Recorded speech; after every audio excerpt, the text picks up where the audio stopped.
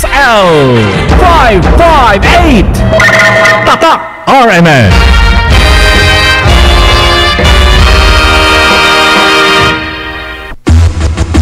Narito na ang numero 1 pagbabalita sa radyo na araw-araw. Pinakikinggan sa Luzon, Visayas at Mindanao. KBP Golden Dove Best News Program. Mula sa Head News Center ng pinakamaraming himpilan at number 1 na radio network ng bayan, RMN. Ito ang numero 1. RMN News Nationwide. RMN News Nationwide. Kasama ang maasahang broadcaster, Buddy Oberas, at ang KBP Golden Dove Best Newscaster, Weng de la Peña. RMN News Nationwide. RMN News Nationwide. Headlines. Ngayong tanghali sa RMN News Nationwide, 7 katao patay sa isinagawang drug raid sa Davao. Mga Yolanda survivors naglabaso ng hinanaing sa Aquino administration sa mabagal na pagtugon sa mga nasalanta ng bagyo. Ang Pangulong Noynoy Aquino pinagbibitiw sa pwesto. Parang iniinsulto na kami, parang minamaliit, parang nilalait, parang may Yolanda kami ulit. Pinoy mas piniling idaos ang pagunita ng ika-28 anibersaryo ng EDSA People Power 1 sa Cebu City. Halos 3 dekada na, dapat ay sariwain din natin ito sa iba't ibang lugar ng ating kapuluan. 38 imported na used vehicles nasabat ng Bureau of Customs matapos ipuslit sa Port of Irene sa Santa Ana, Cagayan. When the fact that Phoenix filed 38 import entries for 38 vehicles, that gave us the right to put on hold those 38 vehicles. Alitang pangkalakalan, poultry products mula sa Mindanao i-export na rin. Balitang world, sanction ng European Union laban sa Ukraine ipinataw na kasunod ng madugong sagupaan kahapon na ikinasawi ng 100 katao.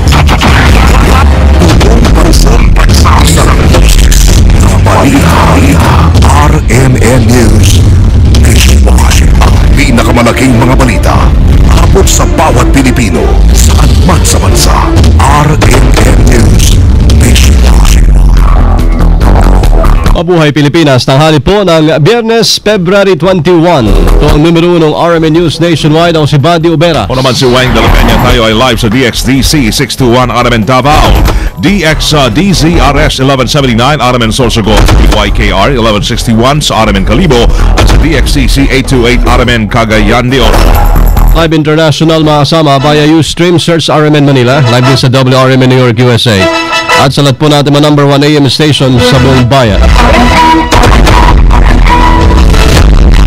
Naglabas ng hinaing ang grupong People's Search Alliance hinggil sa hindi pagharap sa nila ni Pangulong Noy Aquino sa pagpunta kahapon sa Malacanang.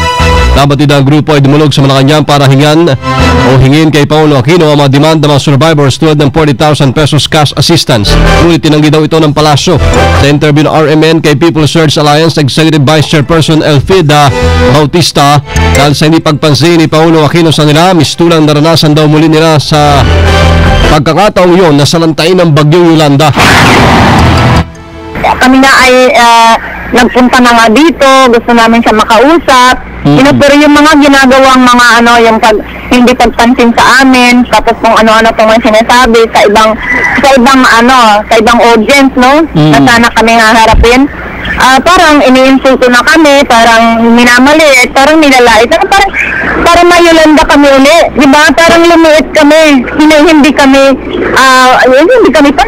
kami parte ng Pilipinas. Dahil dito, hinaman po ni Bautista si Pinoy na kung hindi matutugunan ang mga problema ng mga Yolanda survivors ay marapat lamang itong magbitiw sa pwesto. Kaugnay niya, nagpaliwanag sa interview ng RMN si Presidential Communications Operations Office Secretary Sunny Coloma kaugnay po sa inipagibigay ng 40,000 piso sa bawat isang biktima ng bagyo. Ayon kay Coloma, kukulangin ang budget ng pamahalaan para sa rehabilitasyon kung pagkakalob daw ang mga hinihingi ng mga ito. Hayaan na lang nila ang pamahalaan na magsagawa ng mga rehabilitation rehabilitation projects ng infrastruktura. At yun naman po mga nawalan ng tahanan, niyahanap naman po ng mainam na lugar na relokasyon at magtatayo din naman ng permanent shelter. Meron din naman po mga kababayan tayo doon sa mga calamity areas na kung handa na silang magtayo muli ng kanilang bahay, binibigyan naman po sila ng building material. Kaya lang, sinasabi naman ng Pangulo, hindi kakayanin kung ang kanilang igigiit ay dapat 40,000. Maaaring hindi kayanin ng budget para sa rehabilitasyon. Sa ngayon, Anya, ay ginagamit ng gobyerno lahat ng resources para sa rehabilitasyon. May follow-up tayo mga kasama doon sa raid ng PDEA sa Davao. Kasama natin sa balita si Breaking news. Joel Vivay ng RMN Davao. RMN Report. Patay ang pinaniniwalang bitukan drug dealer ng Luzon ng mga elemento ng Criminal Investigation and Detection Group, Philippine Drug Enforcement Agency 11 at Davao City Police Office. Ang isang drug gun dito sa lungsod ng Davao, bandang dako ng alas 5 kaninang umaga lamang. Particular sinalakay ng Obran Bali ng CIDG 11 PDEA at Davao City Police Office ang Purok 7 at Purok 8 ng Muslim area sa ng barangay Ilang, lungsod ng Davao. Gilpit o ng mga otoridad ang 26 na search warrant na inisyo naman nila ni Judge Tabigan at Judge Rich Tajili ng Davao City Regional Trial Court at isa-isang tinas ng mga otoridad ang kabahayan sa mga hinalang drug dealer ng Operation Obran Baling. Basis sa informasyon na ating nakuha mula sa joint operation, papasok pa lamang ng mga otoridad nang natulugan na umano ito ng mga suspect kung kaya na pinaulanan sila ng bala at agad naman nakaganti ng putok ang mga otoridad na siyang ikinamatay ng 7 katao na pinaniniwalang operator ng drug den sa nasabing lugar at pagkasugat ng ibang 15 katao.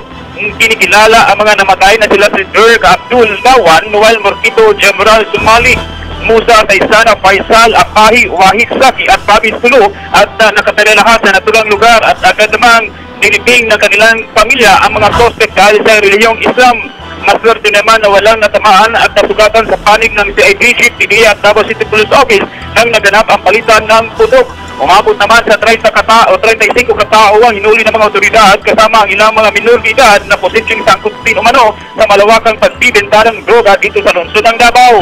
Sinabi naman ni PDEA 11 Regional Director Merton Rosales na matagal din na panahon ang kanilang isinigawang surveillance sa nasabing drug den bago nilusob ng Operation Obran Baling ang nasabing barangay. Sa ngayon, patuloy pang inaalam ng mga otoridad kung ito bang isang Korean national na kinikilala lamang sa pangalang bilang Kwak ang siyang financer sa drug den dito sa Davao.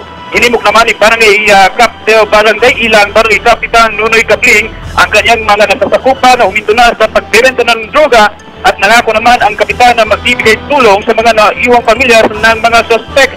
Samantala, ang mga nahuli ay agad naman dinala sa Camp Eleanor ng Davao City Police Office at inasahang pupunta din si Davao City Mayor Rudy Duterte upang tingnan personal ang mga nahuling suspect. Mula dito sa lungsod ng Davao, kasama mo sa RMN Davao, Joel Baray, Tatak, RMN. Radyo mo nationwide. Headlines. Inadaw sa lalawigan Cebu ni Paulong Noy ang pangunita sa 28 anibersaryo na EDSA People Power Revolution. Matatanda una ng inihayag ng palasyo na ngayong taon isasagawa po na EDSA People Power Commission ang flag racing at ang tradisyonal na salubungan sa Malacanang grounds para maiwasan na matinding traffic sa EDSA. Pero muli nilinaw ni Communications Secretary Sani Colomang mas pinili ng Pangulo sa Cebu City na lamang ito gunitain. Kasama masalanta ng Bagyong Pablo sa Mindanao, Bagyong Yolanda sa Eastern Visayas at magnitude 7.2 lindol sa Central Visayas.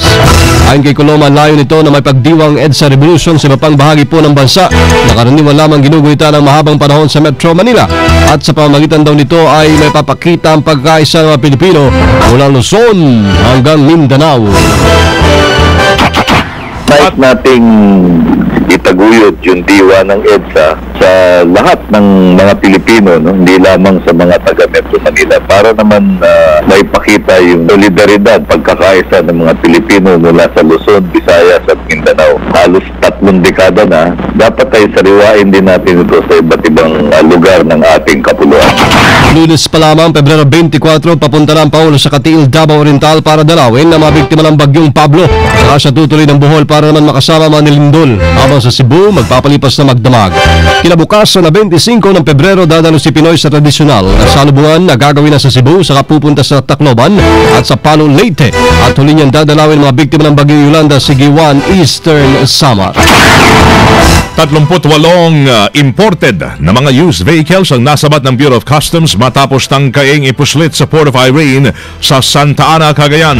Ang nasabing bilang na ibahagi ng mahigit 800 na mga second-hand cars nang unang ipinasok sa 3 batch sa Port Irene ng Phoenix CESA International at tinangkang ilabas sa Freeport Zone.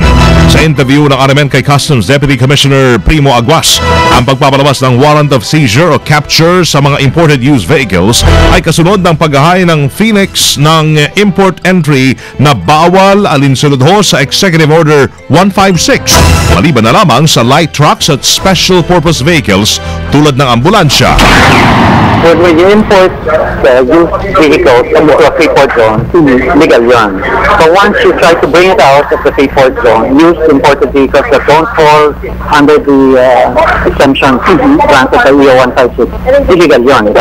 So when the fact that Phoenix filed 38 import entries to 38 vehicles, that gave us the right to put on hold those 38 vehicles para hindi malabas. Napatid na ang unang shipment ng 347 mga units mula sa South Korea ay pinasok noong Desyembre 14 noong nakaraang taon. Noong Enero 3 naman ipinasok ang sumunod na 266 na units, habang ang ikatlo na 238 units ay ipinasok noong lamang Enero 27. Malacanang mga kasama itinanggi na sila nagpalutang kay Dennis Cunanan. Kasama natin sa Balita Live, Deo de Guzman. RMN Report. Tinanggi ng Palasyo ng Malacanang ang alegasyon na ito ang nasa likod ng paglutang ng dating TRC Director General Dennis Cunanan para tumistigo sa Port Barrel scam. Ayon kay Communications Operations Secretary Sunny Coloma, walang pasihan ng alegasyon na ang Malacanang nasa likod ng paglutang ng dating opisyal. Sinabi ni Coloma na ang binanggit ng Pangulo na mayroon pang lalabas na testigo sa Port Barrel scam ay pahayag lamang ng kahalagahan na matuklasan ang katotohanan. Ang paglabas niya ng mga testigo ay hinahangad ng lahat upang lumabas ang katotohanan at makamit ang katarungan. Matatandaan na sinabi ni Pangulong Ninoy Aquino na bukod kay Ruby Tuazon at mga whistleblowers ay mayroon pa anyang lalabas sa testigo sa kaso. Kasama mo sa Palasyo ng Malacanang, Deo de Guzman, Tatak RMN. Radyo mo nationwide. Pagbuo ng Ethics Committee hindi na prioridad ng Senado. Kasama natin sa Balita Live si Grace Mariano. RMN Report. Naglinggo na lamang ang nilalabing sesyon ng Senado bago mag-break sa March 15 hanggang May 4, ang sabi ni Senate President Franklin Drilon sa maikling panahon na ito ipaprioridad na lamang ang mahalagang panukalang batas sa halip na unahin ng Ethics Committee. Maliban pa sa hanggang ngayon, walang senador ang nais maging chairman ito. Kabilang sa mga panukalang mas dapat pagtuunan nila ng atensyon ang Freedom of Information Bill, pagtaas sa limitasyon ng bonuses na tax-exempted, Sandigan Bayan Bill, graphic warning sa sigarilyo at iba pa. Sa ngayon kasi may nakapending na mga reklamo sa Ethics Committee laban sa ilang senador na sangkot sa Port Barrel scam. Narito ang pahayag ni Senator Drilon. So nasa ombudsman na yan at expectation ko manipulosesyo ngayon at magkakaroon ng decision yan sa ombudsman. Sa palagay ko alam mo mas mabuti siguro let the ombudsman finish its job. Yan po si Senate President Franklin Drilon. Kasama mo sa Senado, Grace Mariano, Tatak RMN. Radyo mo nationwide. Bagong embarkation card sa international airports formal lang inilunsad. Kasama natin sa Balita Live, Joyce Adra. RMN Report. Formal lang inilunsad ng Bureau of Immigration sa NAIA ang embarkation na gagamitin sa lahat ng international airport sa bansa. Kulay pula ang embarkation na card para sa departure habang asul naman ang sa arrival. Ito ay mula sa dating black and white na embarkation card na madalas ding i-photocopy ng airlines kapag sila ay nauubusan na ng form. Ang bagong immigration card ay inimprenta sa National Printing Office at pinundo ng Bureau of Immigration at Department of Tourism. Kasama mo sa NAIA, Joyce Adra, sa RMN. Radyo mo nationwide. RMN News Network. Maliban ho sa mga prutas, nagsimula na rin mag-export ng mga poultry products ang Pilipinas sa Japan. Ayon sa Department of Agriculture, partikular dito mga manok at pato na mula sa Bukidnon. Nito nakalipas sa Disyembre, umabot sa 4,856 na kilo ng mga manok at 11,000 na kilo ng mga pato ang in-export sa Japan ng kumpanyang SMFI Maharlika Marine Ventures. Galing po yan sa Misamis Oriental. Sabay niya, inaasang mas tatas pa ang bilang ng mga naturang produkto na may luluwas patungo sa nasabing bansa. RMN News Abroad. Pinatawan na ng European Union ng sanction laban sa Ukraine kasunod ng magdamag na sagupaan sa pagitan ng mga realista at security forces. Kabilang sa mga ipapataw na sanction ang asset freeze at visa ban sa mga responsable sa nangyayaring kaguluhan sa Kiev. Unang pinatawan ng visa ban ng Amerika ang mga opisyal ng Ukraine habang inanunsyo rin ni Canadian Prime Minister Stephen Harper na hindi maaaring pumasok sa kanilang bansa si Ukraine President Viktor Yanukovych. Ang mga cabinet officials nito ang sanction ay kasunod ng hindi pagsunod sa ceasefire kahapon ng hapon na nauwi sa panibagong sagupaan kung saan halos 100 ang patay at mahigit 500 ang sugatan. Gumamit ng snipers at automatic weapons ang pulisya habang bato at firebombs naman ang sa mga nag-aaklas sa sagupaan sa Maidan o Independence Square kung saan karamihan sa mga biktima ay binaril sa dibdib, ulo at leeg. Nagsimula ang krisis sa Ukraine noong Nobyembre nang ibasura ni Yanukovych ang trade agreement sa European Union kapalit ng tulong mula sa Russia. Live at sa RMN News Center, Makati City Metro, Manila, Philippines. Inyo pong narinig ang RMN News Nationwide mga kasama. Biyernes ng tanghali, Feb 21, 2014. Pwede pa rin ang naging pagbabalita namin ngayong alas 12 ng tanghali sa YouTube. I-type lamang ang RMN News Nationwide. Thank you, Lord. Hindi po tayo nagkasama-sama. Salamat din ho sa inyo naging panahon sa amin. Sama niyo po, Serbisyo Publiko, si Buddy Oberas. At Weng de la Peña. Dito pa rin sa tahanan may pinakamaraming number 1, pinakamaraming himpila ng RMN. Radyo mo Nationwide. Pinakamalaking mga balita abot sa bawat Pilipino saan man sa bansa. RMN News Nationwide. RMN Breaking News. Kasama live press conference sa Department of Justice. Kasama natin si Angel Ronquillo. Angel. Nagprobahan na nila, no? Confidence ko na